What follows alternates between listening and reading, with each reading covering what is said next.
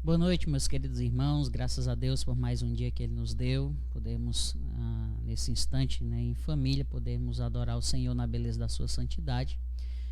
Vamos orar, mas antes vamos ler um trecho da palavra do nosso Deus, lá em Efésios, capítulo 6, versículos 10 em diante, que nos diz assim, Efésios 6, a partir do versículo 10. Quanto ao mais, sede fortalecidos no Senhor e na força do seu poder. Revesti-vos de toda a armadura de Deus para poderdes ficar firmes contra as ciladas do diabo. Porque a nossa luta não é contra o sangue e a carne, e sim contra os principados e potestades, contra os dominadores deste mundo tenebroso, contra as forças espirituais do mal nas regiões celestes. Portanto, tomai toda a armadura de Deus para que possais resistir no dia mau, e depois de terdes vencido tudo, permanecei inabaláveis. Estai, pois, firmes, cingindo-vos com a verdade e vestindo-vos da couraça da justiça. Calçai os pés com a preparação do evangelho da paz, embraçando sempre o escudo da fé, com o qual podereis apagar todos os dardos inflamados do maligno. Tomai também o capacete da salvação e a espada do Espírito, que é a palavra de Deus. Com toda a oração e súplica, orando em todo o tempo no Espírito, e para isto vigiando com toda perseverança e súplica por todos os santos. Amém? Vamos então orar agradecendo ao Senhor por esse tempo. Pai Santo, Pai querido, nós te agradecemos, ó Deus, por esse dia que o Senhor nos deu para nos alegrarmos e nos regozijarmos nele. Te louvamos, ó Pai, e te bendizemos pela tua misericórdia que na manhã desse dia se renovou ao nosso favor e por isso estamos aqui. Quero, Pai, te pedir por cada um dos irmãos, ó Pai, tanto da igreja como da congregação, também aqueles que têm nos acompanhado, que o Senhor, ó Pai, através do teu Espírito Santo, ó Deus, os fortaleça. Ajude-os, ó Pai, nesse tempo, ó Deus, também. Nessa noite, conduze-os, Pai, diante da tua palavra, para que ela possa, ó Deus, encontrar lugar em nossos corações e assim, ó Deus, possamos praticá-la. Nos dá, ó Pai, sabedoria, pois de fato é o que nós mais precisamos, para que possamos, ó Deus, viver uma vida que verdadeiramente glorifique ao Senhor. Tudo isso, ó Pai, nós te pedimos e já te agradecemos em nome de Jesus. Amém. Muito bem, vamos começar louvando ao Senhor o hino Maravilhosa Graça.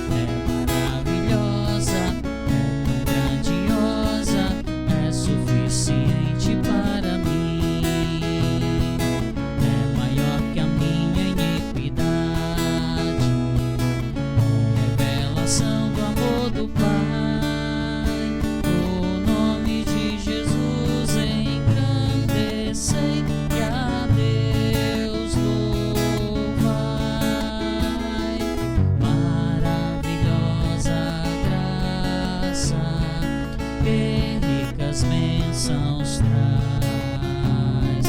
Por ela Deus transforma, dá vida eterna e paz. Preso por Cristo salvo, faço do céu meu alvo, pela maravilhosa graça de Jesus. Graça, que maravilhosa graça, imensurável e sem fim. É maravilhosa, é tão grandiosa, é suficiente para mim. É maior que a minha iniquidade, é revelação do amor do Pai. O nome de Jesus engrandecei e a Deus louvar. Amém? Vamos então continuar louvando ao Senhor com mais um cântico. Tu és soberano.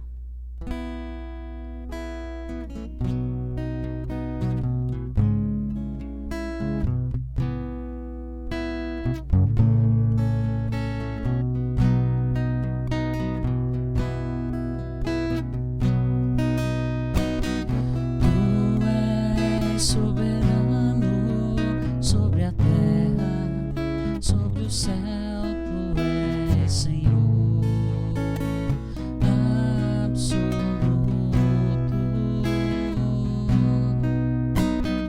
Tudo que existe e acontece, tu sabes muito bem. Tu és tremendo. Tu és soberano sobre a terra, sobre o céu. Tu és Senhor absoluto.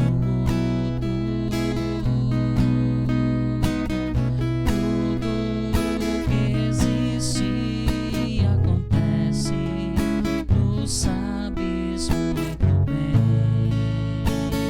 Tu és tremendo. Mas apesar desta glória que tens, tu te importas comigo também. E esse amor tão grande eleva-me, amarra-me a ti. Tu és tremendo. Mas apesar desta glória que tens, tu te importas comigo também. Esse amor tão grande eleva-me, amarra-me a ti. Tu és tremendo.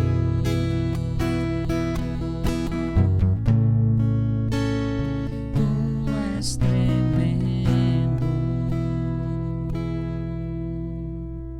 Amém? Ainda em louvor ao nosso Deus, vamos cantar o cântico Foi Assim.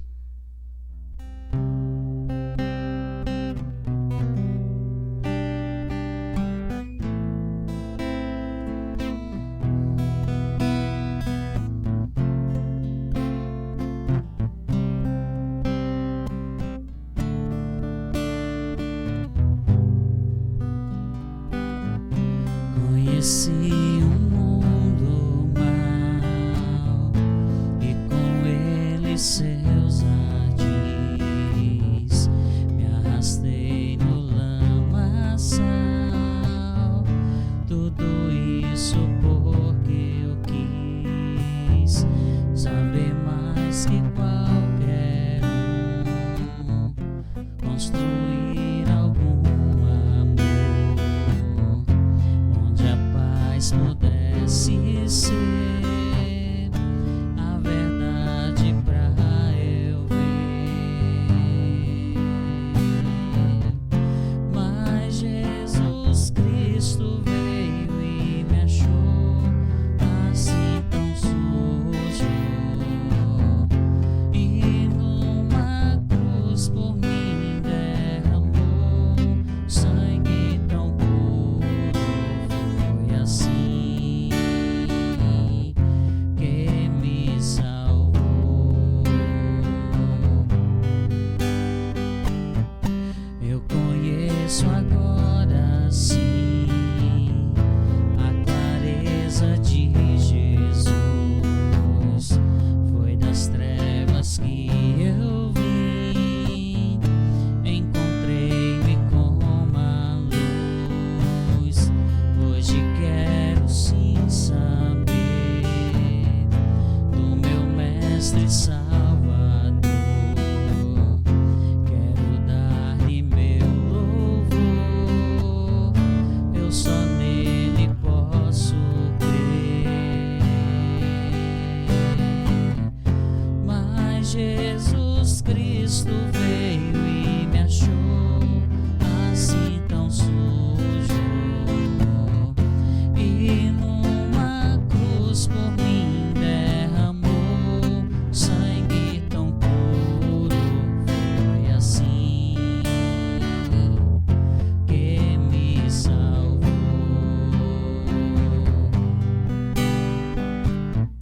Mas Jesus Cristo veio e me achou assim tão sujo, e numa cruz por mim derramou sangue tão puro.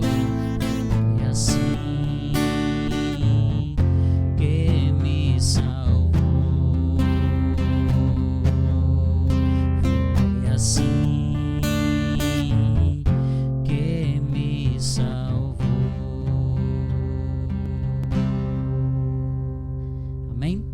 Vamos então passar agora a mensagem da palavra do nosso Deus.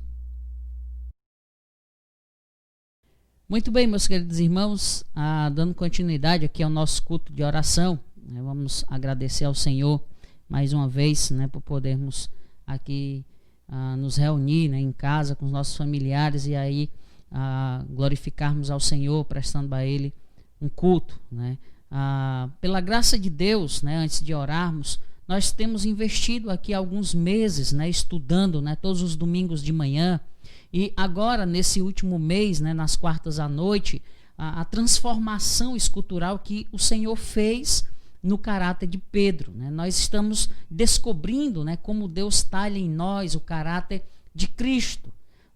A quantidade, né, de material sobre Pedro, o seu caráter cativante, né, a liderança dele sobre os apóstolos, os fatos surpreendentes, né, sobre a sua vida, né, a forma como ele morreu, né, principalmente, nos impulsionaram a querer conhecer, né, em maiores detalhes como esse homem viveu e se relacionou com o Senhor que o transformou. Né? Então, a maneira como Deus talhou nele o caráter de Cristo, né, o exemplo de caráter escultural que ele passou então a exibir. E nessa caminhada aqui, né, estudando a vida de Pedro, nós chegamos hoje, né, a um momento bem difícil na vida do apóstolo. Vamos então abrir nossas Bíblias para Lucas capítulo 22, né, Lucas capítulo 22, versículos 60 ao 62. Nós vamos ler esses 3 versículos, mas durante a mensagem nós vamos ver o contexto em que eles se encontram, tá certo? Lucas capítulo 22, versículos 60 ao 62, que nos diz: Mas Pedro insistia: Homem, não compreendo o que dizes. E logo, estando ele ainda a falar, cantou o galo. Então, voltando-se o Senhor, fixou os olhos em Pedro. E Pedro se lembrou da palavra do Senhor, como lhe dissera: Hoje 3 vezes me negarás antes de cantar o galo. Então Pedro, saindo dali, chorou amargamente. Vamos orar. Pai Santo, Pai querido, nós te agradecemos pela tua palavra, que é viva, santa e eficaz. Obrigado, ó Pai, pela oportunidade que nos foi concedida de nessa noite podermos estudá-la mais uma vez. Abençoa, Pai, os teus servos reunidos em seus lares. Ó Deus, dá-lhes sabedoria. Nos ajuda, Pai, nessa noite podermos atentar para a tua palavra. Que o teu Espírito Santo, ó Pai, a aplique em nossos corações e assim, ó Deus, possa nos mover, transformados, ó Deus, por ela. Tudo isso, Pai, eu te peço e já te agradeço em nome de Jesus. Amém. Muito bem, meus queridos, cair é muito ruim. Cair é ruim demais. Machuca, envergonha a gente. Há casos em que, piorando tudo, nossos tombos até fazem vítimas. Só quem já levou um tombo clássico sabe o quanto custa. Então, algumas pessoas são mais propensas a cair do que outras. Tem gente que cai da cama, tem gente que cai da cadeira, tem gente que cai da escada, tem gente que andando cai, tem gente que cai de bicicleta, etc. Eu, como qualquer pré-adolescente da minha geração, uma das coisas que mais gostava de fazer era andar de bicicleta. Demorei um pouco aí a ganhar uma bicicleta, meus pais não tinham condição, mas quando consegui uma bicicleta, gostava muito de andar e coleciona aí uns tombos aí bem impressionantes. Mas os piores tombos não são os tombos físicos. Não são aqueles que nos causam aí alguns arranhões nos braços, nas pernas, ou até mesmo no rosto, na cabeça, Os piores tombos são os morais ou espirituais. Aqueles tombos que nós levamos diante de Deus e dos homens. Meus queridos irmãos, geralmente, após um tombo, após uma queda, costumamos ficar com uma enorme indagação na cabeça. Em alguns casos, a pessoa chega ao precipício de desespero ou do desespero, pensando sobre como tudo poderia ter sido diferente, E com a cara no chão, a gente fica se flagelando, se eu tivesse dito de outra forma, se eu tivesse agido de outra maneira, se eu tivesse pensado melhor, tivesse pensado de outro jeito, se eu tivesse lembrado disso ou daquilo, e por aí vai. Os tombos morais ou espirituais costumam ser causados por dois motivos principais. Primeiro, os erros humanos. E segundo, a desobediência declarada. Então, os tombos morais ou espirituais costumam ser causados por dois motivos principais. Erros humanos e aí desobediência declarada. Às vezes, meus queridos irmãos, a pessoa bem intencionada age de forma errada e se esborracha. Ou como nós costumamos falar, quebra a cara. Por exemplo, eu li a história de um missionário que servia como mecânico de aviões. O seu currículo era de excelentes serviços prestados às aeronaves de agências missionárias americanas. Um dia, então, trabalhando num pequeno avião, enquanto ele apertava a porca de um parafuso, ele foi chamado para fazer outra coisa.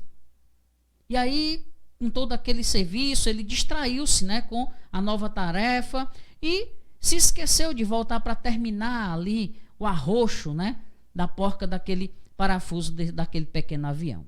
Resultado, o avião decolou com 7 passageiros a bordo. Aquela porca solta, ou frouxa, permitiu que gasolina vazasse no motor do avião. E, eventualmente, o avião pegou fogo, caiu e matou todos os 7 missionários que iam a bordo. Então, no funeral, o mecânico ali ele se deparou com 7 caixões alinhados no templo da igreja para o culto fúnebre. A sua consciência o atormentava ao ponto de quase destruí-lo. Tudo ficava ainda mais acentuado por causa do choro das 7 viúvas e dos filhos pequeninos que tinham perdido seus pais. Ondas de arrependimento quase afogaram aquele mecânico missionário no desespero. Tudo porque, em um lapso de momento, o seu erro, além de fazê-lo cair, literalmente derrubou 7 outras famílias. Nesses casos, meus queridos irmãos, tudo que se tem a fazer é pedir perdão. E foi exatamente isso que aquele mecânico fez e, afortunadamente, todas as esposas concederam-lhe graça. Mas, além dos erros humanos, Nós costumamos cair por causa de desobediências declaradas. Nós escolhemos certo estilo de vida, apesar de reconhecermos que aquela maneira de viver não é correta. Nós optamos por determinados caminhos, mesmo quando a consciência diz que deveríamos caminhar em direção oposta. Nós fazemos certas escolhas, ainda que a Bíblia diga que tais atitudes não glorificam a Deus. Enfim, apesar de confrontados com a verdade, insistimos em permanecer no erro. E nesses casos, o tombo é sempre certo. Né? Pedro, meus queridos irmãos, foi um discípulo que caiu e caiu feio. Deus, no entanto, com graça e com verdade, o restaurou, levantando-o de seu tombo. A história, né, da vida do apóstolo Pedro, de Davi e de todos os outros heróis da fé ensinam que homens e mulheres com caráter escultural não são os que não pecam ou que não caem, pois é impossível. Caráter escultural é resultado de contrição do coração, confissão de pecados, conversão de caminhos. Veja o que disse o apóstolo João na sua primeira carta, 1 João, capítulo 1. 1 João 1, versículos 7 ao 9, nos diz assim: se, porém, andarmos na luz, como ele está na luz, mantemos comunhão uns com os outros, e o sangue de Jesus, seu Filho, nos purifica de todo pecado. Se dissermos que não temos pecado nenhum, a nós mesmos nos enganamos, e a verdade não está em nós. Se confessarmos os nossos pecados, ele é fiel e justo para nos perdoar os pecados e nos purificar de toda injustiça.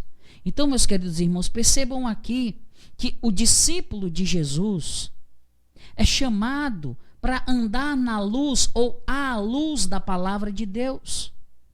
Afinal, ela é lâmpada que ilumina, né, os nossos passos e luz que clareia o nosso caminho. Lâmpada para os meus pés é a tua palavra. Salmo 119, né, verso 5. Cai menos aqueles que andam na luz da palavra. Porém, mesmo andando na luz, nossa natureza contaminada nos inclina para o erro e para o pecado. Nessas horas, não podemos acobertar os nossos pecados. Devemos confessá-los em busca de graça, de perdão e de restauração. Dizer que existe discípulo perfeito é fazer de Deus um mentiroso, pois todos nós somos pecadores, inclusive os cristãos. A diferença, meus queridos irmãos e amigos, é que o caráter do cristão está sendo moldado pelo Espírito de Deus à luz da sua palavra e com a força que vem da graça dele, da graça de Deus em Cristo Jesus. Como nós já dissemos, caráter escultural não é sinônimo de perfeição, mas é resultado de contrição do coração, é resultado de confissão de pecados, é resultado de conversão de caminhos. Então, dito isto, meus queridos irmãos, passemos agora ao tombo de Pedro. E que tombo, né? Mas passemos agora ao tombo de Pedro, e nessa noite com um duplo objetivo.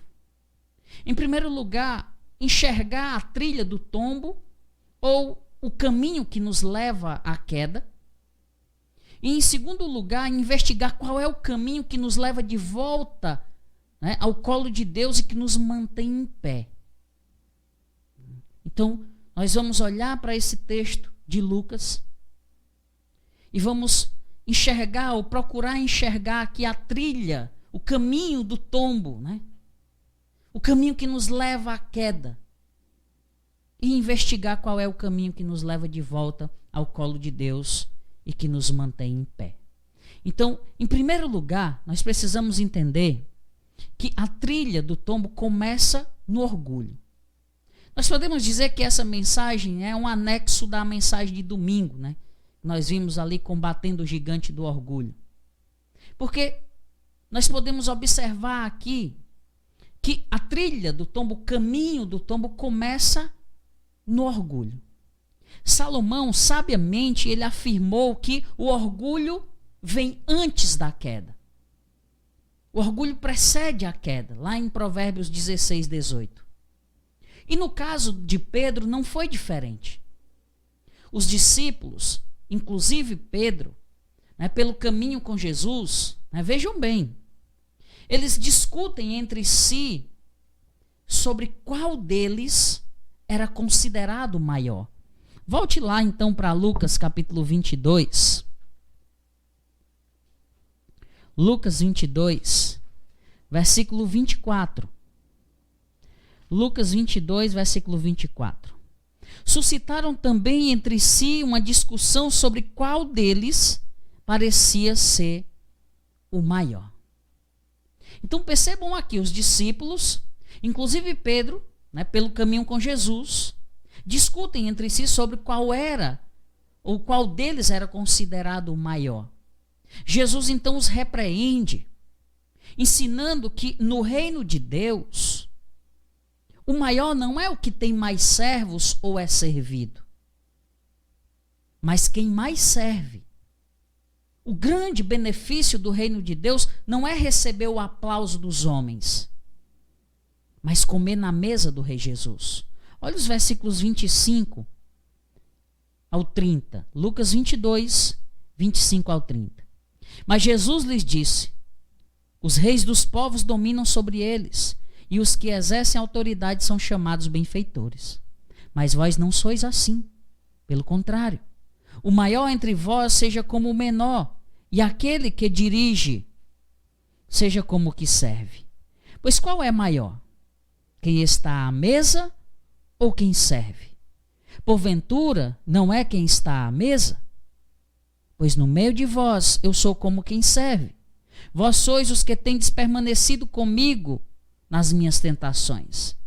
Assim como o meu Pai me confiou um reino, eu vos confio, para que comais e bebais à minha mesa, no meu reino, e vos assentareis em tronos para julgar as 12 tribos de Israel. Então percebam aqui, Jesus repreende aqueles discípulos que estavam ali discutindo sobre qual deles seria o maior.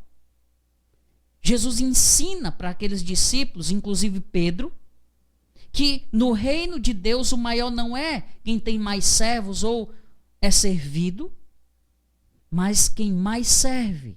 E que o grande benefício do reino de Deus não é receber o aplauso dos homens, mas comer na mesa do Rei Jesus. E tendo repreendido os discípulos com a verdade, Jesus exorta a Pedro sobre a grande batalha em que todo cristão está inserido. Se você caminhar um pouquinho mais na frente, Lucas 22, versículos 31 ao 32, Jesus disse assim: Simão, Simão, eis que Satanás vos reclamou para vos peneirar como trigo. Eu, porém, roguei por ti, para que a tua fé não desfaleça. Tu, pois, quando te converteres, fortalece os teus irmãos. Então percebam aqui que depois de Jesus ter repreendido os discípulos com verdade, Jesus exorta a Pedro sobre a grande batalha em que todo cristão está inserido. Pedro, no entanto, revela o que estava em seu coração: orgulho, vaidade, presunção, o sentimento de que ele era o maior de todos e, como tal, não precisava de ajuda ou da ajuda de ninguém, nem da de Deus. Então Jesus retruca e diz: Pedro, Pedro, esse seu orgulho colocou você na trilha do tombo, no caminho que vai te levar a uma queda impressionante. Mas olha como Pedro responde. Versículos 33 e 34. Ele, porém, respondeu: Senhor, estou pronto a ir contigo tanto para a prisão como para a morte. Mas Jesus lhe disse: Afirmo-te, Pedro, que hoje 3 vezes me negarás, ou negarás que me conheces, antes que o galo cante. Então, percebam como a trilha do tombo começa no orgulho. O orgulho, meus queridos irmãos, é pensar que você é maior e melhor do que os outros. O orgulho, né, de querer ser reconhecido e ser servido. O orgulho de querer ter domínio, privilégio, a última palavra. O orgulho de pensar que não precisa da graça de Deus para viver, conquistar e permanecer. Meus queridos irmãos, o orgulho é algo tão sutil que quem dele sofre não percebe a doença. O apóstolo Paulo, escrevendo aos Coríntios, na sua primeira carta, capítulo 10, versículo 12, diz: aquele, pois, que pensa estar em pé, veja que não caia. Então a trilha do tombo começa no orgulho. No orgulho que cega, no orgulho que rouba de nós a sabedoria e que nos coloca no caminho da destruição vexaminosa. Provérbios 28. Vamos lá. Provérbios 28. Verso 26. O que confia no seu próprio coração é insensato, mas o que anda em sabedoria será salvo. Em outra versão diz: quem confia em si mesmo é insensato, mas quem anda segundo a sabedoria não corre perigo. Provérbio 29, verso 23. A soberba do homem o abaterá, mas o humilde de espírito obterá honra. O orgulho do homem o humilha, mas o de espírito humilde obtém honra. Então, a trilha do tombo começa no orgulho. Em segundo lugar, a trilha do tombo avança pela falta de oração. O orgulhoso, ele não costuma orar. E ao orar, ele apenas decreta suas vontades. Tiago chama isso de pedir mal, de pedir por motivos errados, de pedir para gastar nos próprios prazeres, né? Lá em Tiago 4:3. Meus queridos, quem não ora, não vigia. E quem não vigia, tropeça e cai. Enquanto Jesus orava e se fortalecia em Deus, Pedro dormia e cultivava tristeza. Volte lá para Lucas 22. Versículos 39 ao 46. Lucas 22, 39 ao 46. E saindo, foi como de costume para o Monte das Oliveiras, e os discípulos o acompanharam. Chegado ao lugar escolhido, Jesus lhes disse: orai para que não entreis em tentação. Ele, por sua vez, se afastou cerca de um tiro de pedra e de joelhos orava, dizendo: Pai, se queres, passa de mim este cálice. Contudo, não se faça a minha vontade, sim a tua. Então lhe apareceu um anjo do céu que o confortava. E estando em agonia, orava mais intensamente. E aconteceu que o seu suor se tornou como gotas de sangue caindo sobre a terra. Levantando-se da oração, foi ter com os discípulos e o achou dormindo de tristeza. E disse-lhes: por que estáis dormindo? Levantai-vos e orai, para que não entreis em tentação. Então percebam aqui que quem não ora, não vigia, quem não vigia, tropeça e cai. Enquanto Jesus estava aqui orando, né, e se fortalecia em Deus, Pedro dormia e cultivava tristeza. Então perceba que a trilha do tombo começa no orgulho e avança pela falta de oração. Em terceiro lugar, a trilha do tombo segue o rumo da precipitação.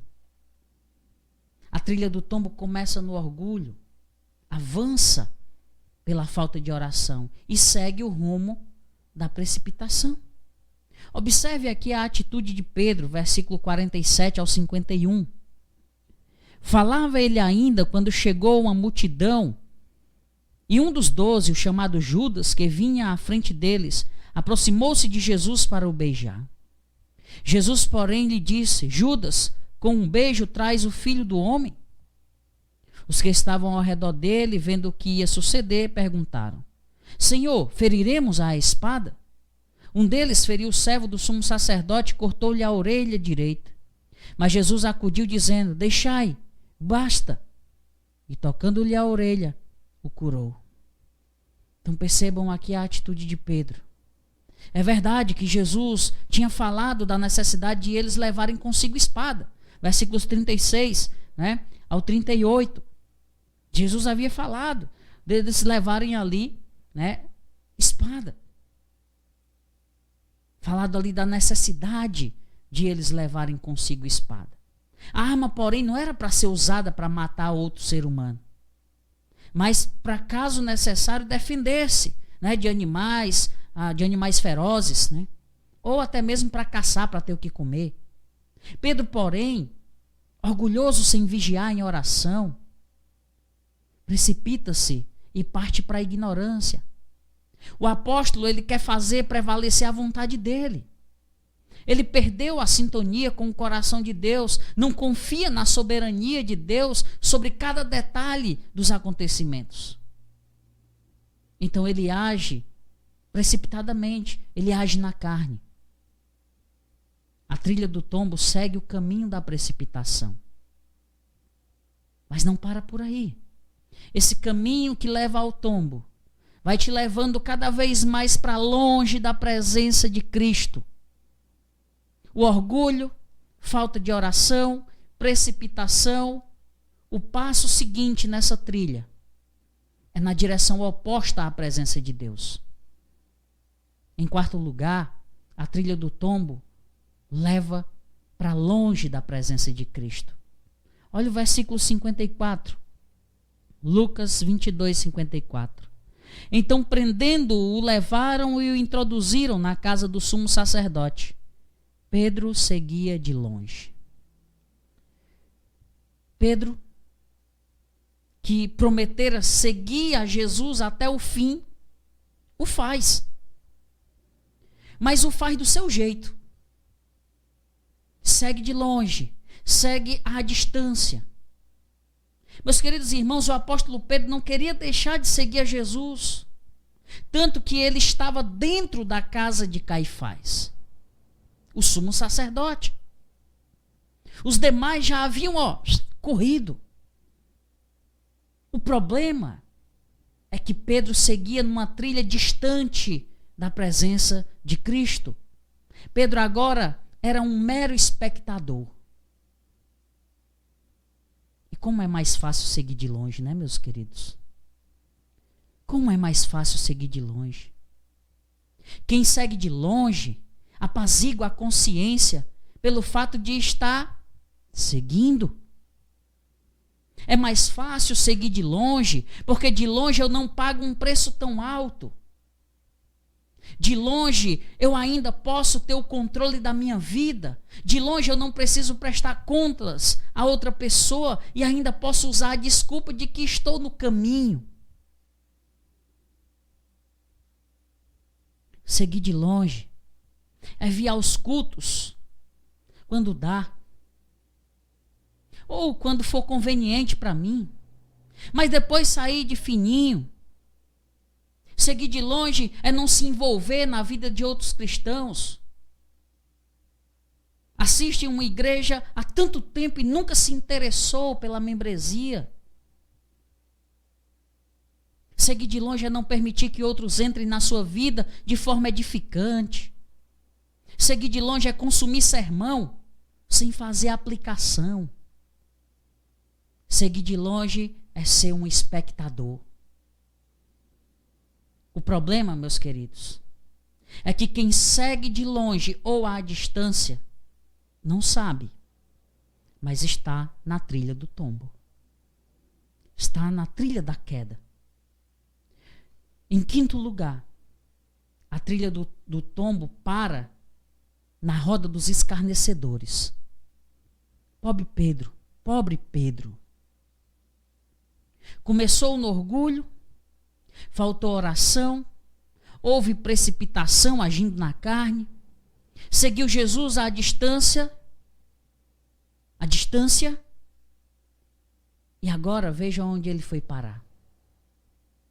Na roda dos escarnecedores. Versículo 55. E quando acenderam fogo no meio do pátio, e juntos se assentaram. Pedro tomou lugar entre eles. Pedro passou agora a estar com os bárbaros zombadores. Meus queridos irmãos e amigos, sabe o que é pior? Pedro parece não se importar. Pois o que vemos aqui é um Pedro bem acomodado com eles, desfrutando de uma fogueira quentinha e aconchegante. A trilha do tombo para na roda dos escarnecedores.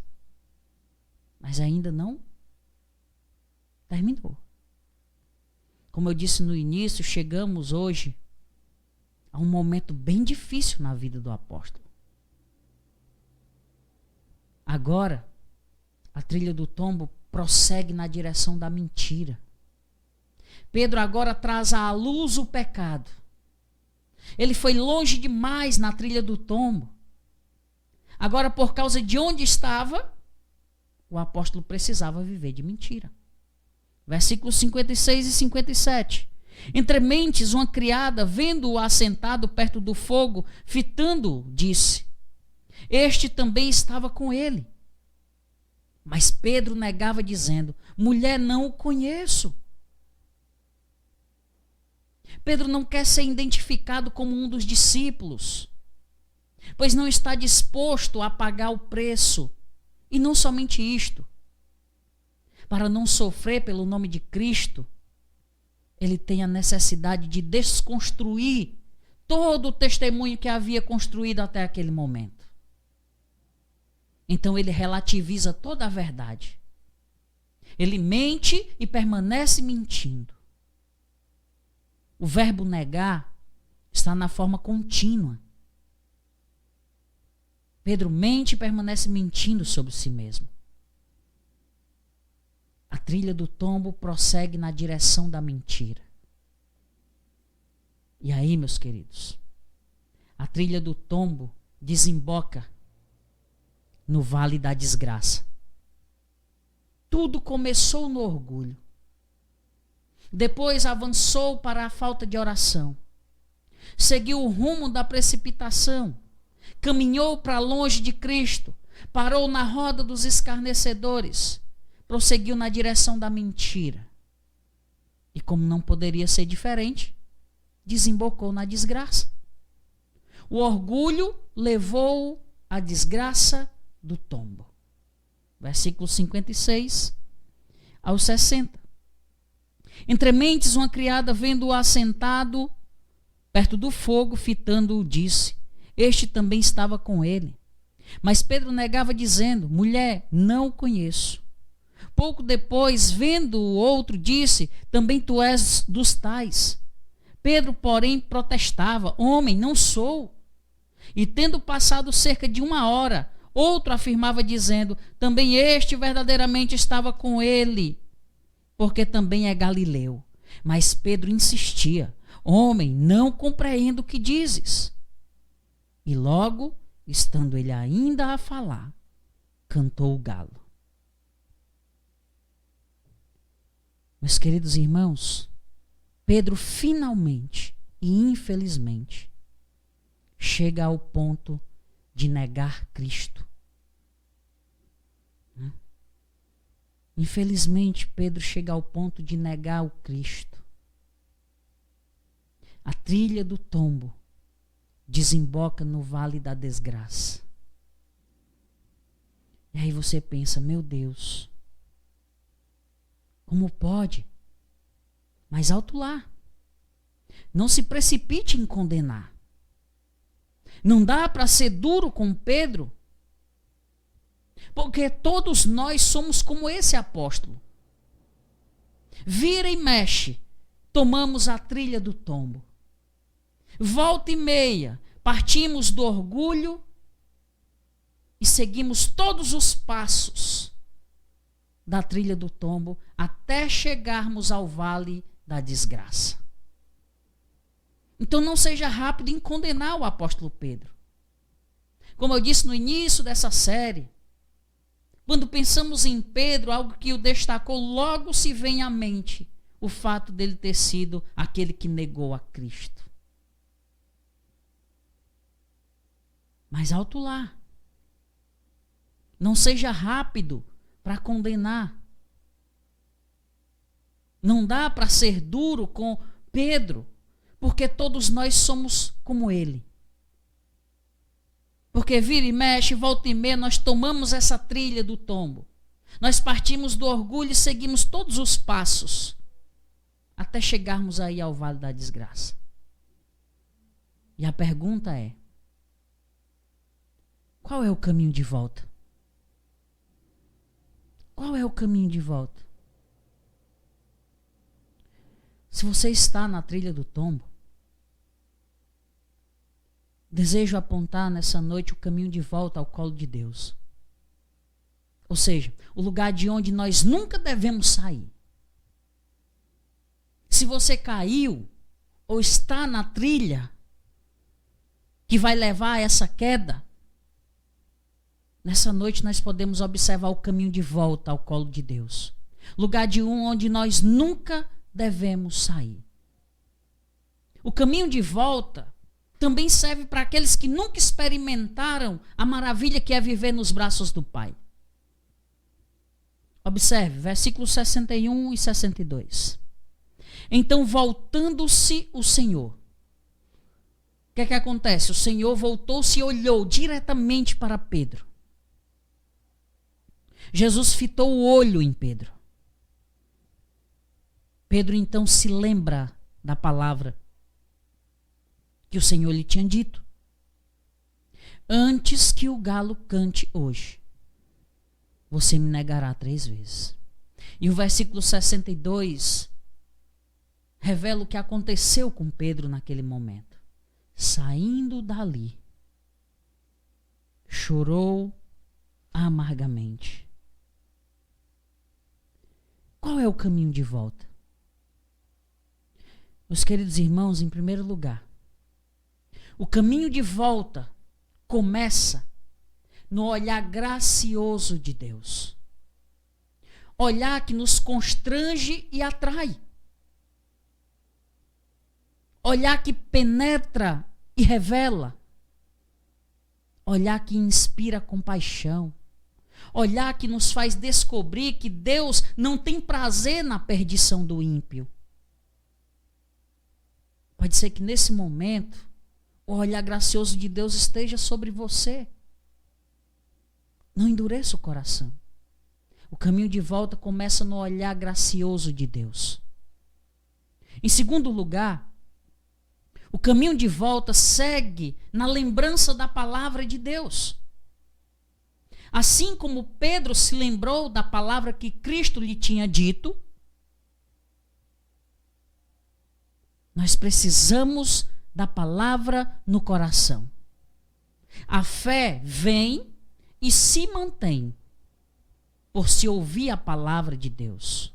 Romanos capítulo 10, versículo 17. E assim a fé vem pela pregação, e a pregação pela palavra de Cristo. Então, percebam aqui qual é o caminho de volta para aqueles que estão trilhando aí, que estão andando na trilha do tombo. O caminho de volta começa no olhar gracioso de Deus. O olhar que nos constrange e atrai, o olhar que penetra e revela, o olhar que inspira compaixão, que nos faz descobrir que Deus não tem prazer na perdição do ímpio. Em segundo lugar, o caminho de volta segue na lembrança da palavra de Deus. Em Lucas 22, assim como Pedro se lembrou da palavra que Cristo lhe tinha dito, nós precisamos da palavra no coração. A fé vem e se mantém por se ouvir a palavra de Deus. Minha oração é para que você receba essa palavra. Beba dela e viva por ela. E por último, o caminho de volta nos faz sair de onde estamos. O caminho de volta nos leva ao arrependimento. Perceba aí no versículo 62, saindo dali, chorou amargamente. Interessante, meus queridos irmãos, como Pedro deu uma guinada depois disso. A vida de Pedro mudou ainda mais depois disso.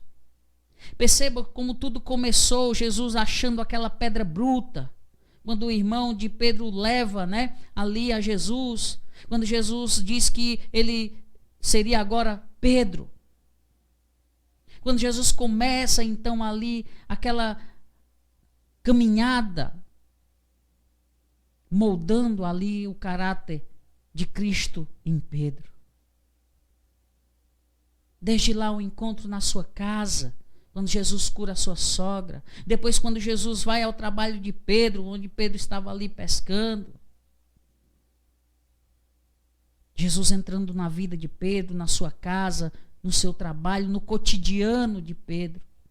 Ensinando, moldando Pedro. Ainda assim Pedro chega nesse momento, Aqui, porque trilhou aí, porque andou nessa trilha do tombo, que acabou aí desembocando no vale da desgraça, que foi o fato dele ter negado a Cristo. Mas percebam como Deus é gracioso. O caminho de volta começa no olhar gracioso de Deus. O caminho de volta segue na lembrança da palavra de Deus. E o caminho de volta nos faz sair de onde estamos. Nos leva ao arrependimento. Ou seja, nos faz rasgar o coração. Nos faz chorar pelo pecado. Gera arrependimento. Nos faz sair do vale da desgraça. Percebam, meus queridos irmãos, que arrependimento de fato é mudança de rumo. É transformação de vida. A minha oração por você é que o olhar da graça de Deus te alcance. Que a palavra da cruz te penetre. Que o Espírito te leve ao arrependimento e o faça sair do vale da desgraça.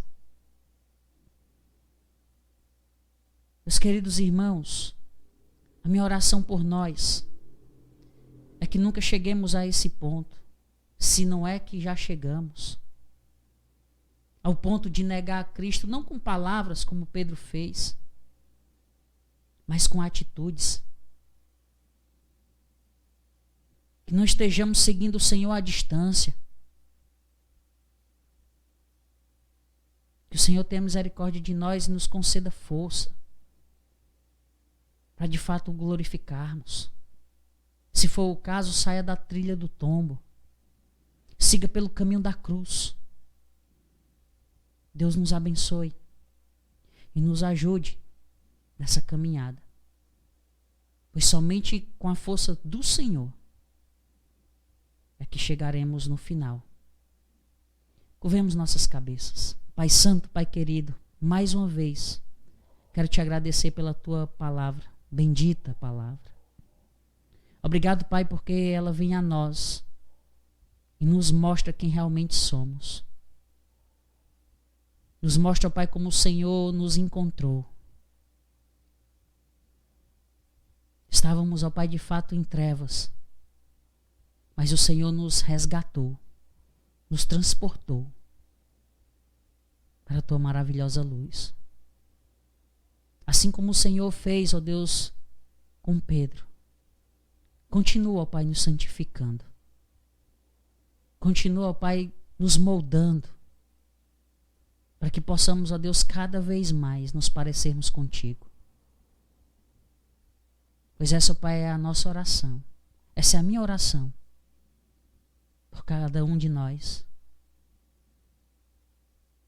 E fazemos, ó Pai, essa oração não por méritos próprios, porque não temos nenhum, mas em nome de Jesus, o teu Filho, aquele que vive e reina eternamente, aquele em quem somos salvos e a quem amamos.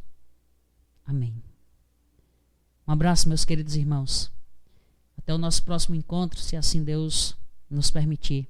Acompanha lá as mensagens no canal da Igreja Batista Regular Getsemane, no YouTube, tá bom? Um abraço.